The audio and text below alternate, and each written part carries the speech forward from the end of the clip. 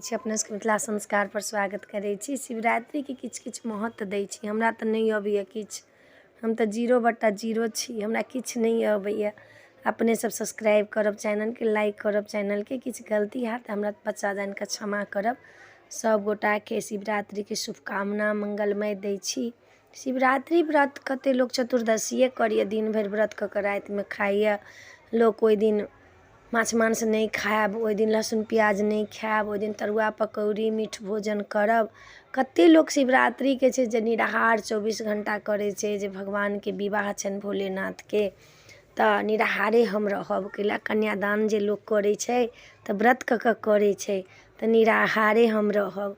कते लोग छै से आपके अहाँके 24 घंटा व्रत करै छै, राति में फलाहार कऽ लेलक आ तखन व्रत कयलक, दिन भरि अपन चाय पानि पीलक। कते लोग आब तऽ चाय वाला व्रते सब लोग करै छै, तऽ अपन कयलक, राति में फलाहार कऽ के रहि गेल। कते लोग चतुर्दशीए दिन भरि कऽ के राति में खेलक। कते लोग कहै छै जहन भोलेनाथ के विवाह छै तऽ लोग खेते पीते नहीं, तऽ कथी करतै। शिव भगवान को भोलेनाथ के पूजा कयलथि, माता गौरी के पूजा कयलथि आ तखन जाकऽ अपन लोग खा लेलक।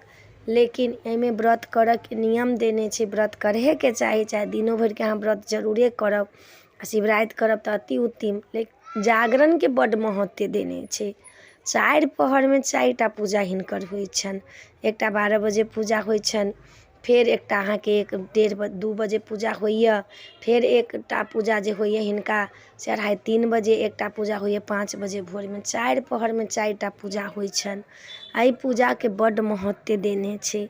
शिवरात्रि व्रत महादेव के विवाह भेल छनि ओहि दिन सब शिवालय में लोग कहै छै दीप जरावला, नीकसँ धूप दीप देवला, हुनका पूजा पाठ करला, हुनका वस्त्र चढ़ावला, हुनका चूड़ी लहठी चढ़ावला, श्रृंगार चढ़ावला, साड़ी चढ़ावला।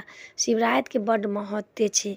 माता गौरी के जेना विवाह दिन सबके चढ़बै छियनि, तुलसी के विवाह होइ छनि तऽ लोग चढ़बै छनि, तहिना माता गौरी के और भोलेनाथ के विवाह होइ छनि तऽ ओहि दिन अहाँ सब श्रृंगार चूड़ी लहठी सिंदूर बिंदी मेहंदी काजर ऐना अलता फित्ता सब चढ़ाउ, हुनका साड़ी चढ़ाउ, भोलेनाथ के धोती तौलिया गंजी सब चढ़ाउ। जे करऽवला छथिन से 4 पहर में 4 टा पूजा करै छथिन। हुनका फल फूल चढ़ाउ, हुनका गंगा जल चढ़ाउ, बेलपत्र चढ़ाउ, भांग चढ़ाउ, दूध चढ़ाउ, जते फल फूल अइ से चढ़ाउ। जे चतुर्दशियो करथिन तऽ राति में बेर लऽ कऽ पारण करथिन, तरुआ पकौड़ी सब बना कऽ खायब, अपन प्याज लहसुन खाली नहीं खायब, तरुआ पकौड़ी खायब। आ जे नहीं निराहार जे व्रत करै छथिन हुनका सनके तऽ कोनो बाते नहीं छनि। निराहारो जे व्रत करथिन तऽ जागरण के बड्ड महत्व देने छै। राति भरि जागू, नाचू गाउ, हुनकर शंकर जी के गीत भजन गाउ। जे किछु से प्रसन्न नहीं होइ छथिन से गीत से प्रसन्न महादेव होइ छथिन। सब देवता भजन कीर्तन से बेसी प्रसन्न होइ छथिन। जते अहाँके जाप से प्रसन्न नहीं होथिन तते गीत नाद से प्रसन्न होइ छथिन। गीत नाद गाउ आर हुनका मनाउ महादेव के। और की कहै छै, गौरी माता शक्ति स्वरूपा राजराजेश्वरी के मनाउ। हुनका मनेबै तऽ सबटा पूर्ति भऽ जायत। माता शक्ति स्वरूपा छथिन, हुनकर श्रृंगार के जते चीज होइए से सब चढ़ाउ।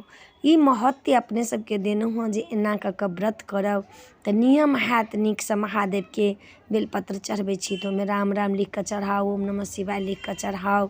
एहिसँ भगवान भोलेनाथ बड्ड प्रसन्न होइ छथिन। चन्दन लगा कऽ बीचवला बेलपत्रमे अग्रभागमे जे छै, बीचवला जे बेलपत्र रहैए 3 पतियामे बीचवला में, ओहिमे श्रीखण्ड चन्दन लगा कऽ जे भोला बाबाके शहद लगा कऽ जे भोला बाबाके चढ़ायब तऽ अहाँके धन धानसँ घर भरल रहत। धन धान कहियो कमी नहीं रहत अहाँके घरमे, कहियो अहाँके कलंक नहीं लागत, कलंकित कहियो नहीं हैब। भोलेनाथ के जे बीचवला में चन्दन लगा कऽ मध लगा कऽ जे चढ़ायब तऽ भोलेनाथ बड्ड प्रसन्न हैत, बड्ड प्रसन्न हैत भोलेनाथ।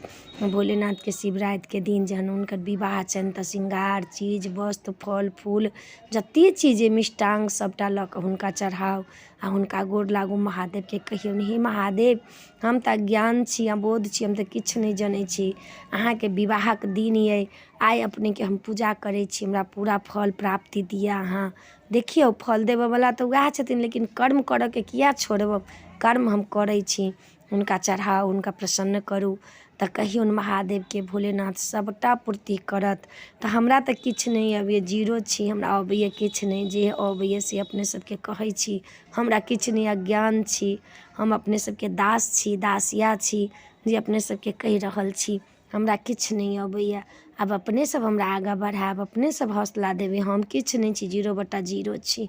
तऽ एहि वीडियोमे इएह छलऽ। अपने सबके नीक लागत तऽ चैनलके सब्सक्राइब करब, लाइक करब, कहऽके नहि बिसरब। जय मिथिला, जय माता जी।